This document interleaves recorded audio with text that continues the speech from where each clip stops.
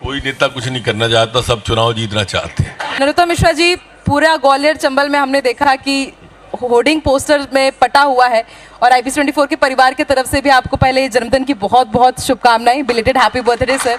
और मैं ये तो नहीं पूछूंगी कि कितने उम्र के आप हो गए हैं, कितने वर्ष के आप हो गए हैं, लेकिन अब अगले 1 साल के लिए क्या विजन है आपका? क्योंकि हम रेजोल्यूशन जरूर लेते हैं बर्थडे में कि अब अगले साल हम कुछ ये करने जा रहे हैं। कोई नेता कुछ नहीं करना चाहता, सब चुनाव जीतना चाहते हैं।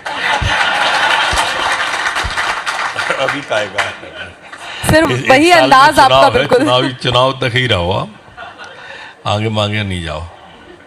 आगे वही जा पाएगा जो जीत जाएगा। यहाँ तो जो जीता सो सिकंदर है। बिल्कुल सर। और जाहिर सी बात है नरोत्तम जी, सभी चुनाव जीतना चाहते हैं, लेकिन कुछ आपके प्रतिद्वंदी हैं वो तो आपके दर्जी का पता ढूंढ रहे हैं और किस उद्देश्य से आप सूट सिलवा रहे हैं ये पता कर रहे हैं वो लोग। वो जिनने अपनी खुद की पार्टी उधेड़ दी हो, वो हमारी सिलाई पे जा काहे को रहे। तो क्या इसमें कोई सच्चाई है क्या कि उन्होंने ऐसी ही बात कही है? नहीं, सच्चाई क्या, ये पब्लिक है, सब जानती है। आप देख लो क्या स्थिति पैदा की है। आप दिग्विजय सिंह की चर्चा कर रहे हैं। अब उन्होंने खुल के कहा ये बात।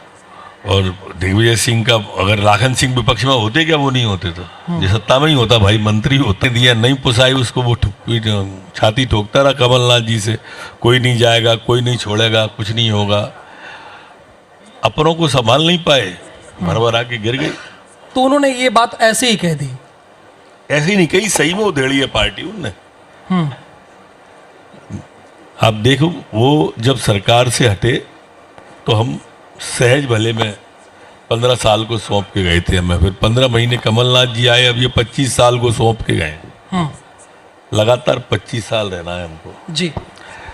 अच्छा ये है कि हर चुनाव के पहले इन लोगों को ये लगता है कि बस अब हम आए, अब हम आए। थोड़ा एंटी इनकम्बेंसी देखते होंगे।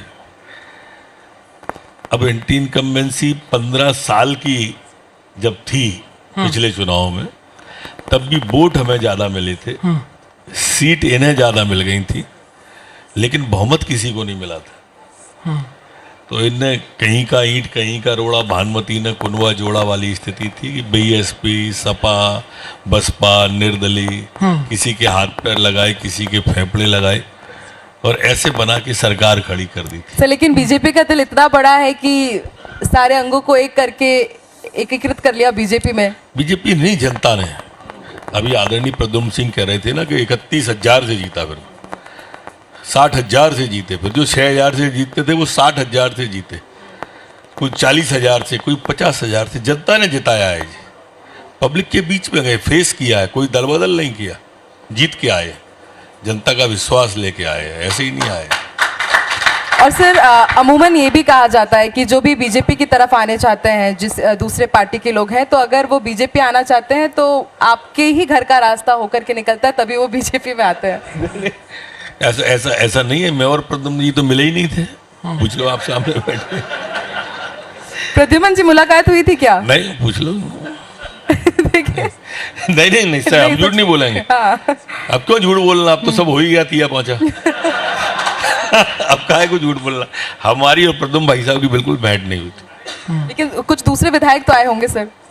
नहीं, ऐसे तो सबसे मिलता हूँ मैं, संसदीय कार्य मंत्री हूँ, बहुत अच्छे दोस्त है मेरे, लाखन भैया भाई है मेरा, बहुत अच्छा मित्र है। सर लेकिन भाई भाई कहते हुए सर सरकार गिरा दी आपने। नहीं, मैंने नहीं गिराई, सरकार इन्हीं लोगों ने गिराई है, यही तो भ्रम हो रहा है आपको। अच्छा, भाजपा में कोई टूटन हुई थी क्या? नहीं, टूटन तो कांग्रेस में हुई थी। ये अपने नेता को संभाल नहीं पाए, ये अपने नेता को ही चुनौती देते रहे कि आ जाए सड़क पे, आ जाए उतर के। वो आ गया भाई सड़क पे, तो ये सड़क पे आ गए।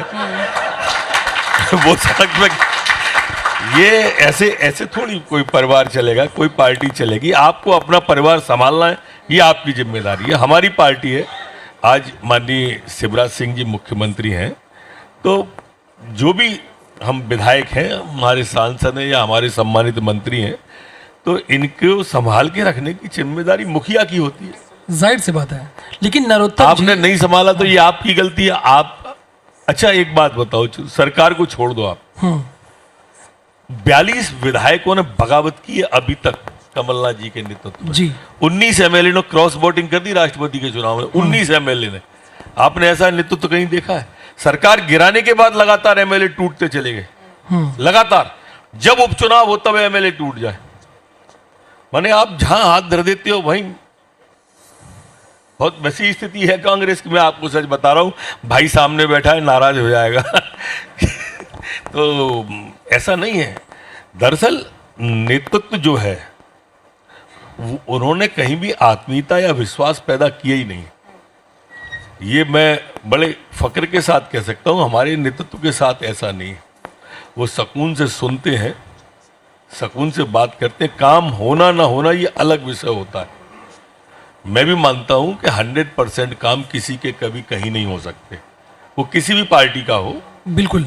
लेकिन एक विश्वास जो होता है, भरोसा होता है लीडरशिप के प्रति, कार्यकर्ता के प्रति, वो भरोसा सिर्फ और सिर्फ आज देश के अंदर किसी पार्टी में है तो भारतीय जनता पार्टी में है। वो नेता कहीं है तो मोदी जी से लेकर शिवराज सिंह तक भारतीय जनता पार्टी में, जिन पर जनता का भी विश्वास है और कार्यकर्ता का विश्वास है। और उसी का परिणाम है। जब परिणाम आते हैं चुनाव के, अभी 3 प्रदेश निपटे हैं, अभी मैंने 1 महीना हुआ है 3 प्रदेश निपटे हुए, 3 में से 2 प्रदेश में हम आ गए।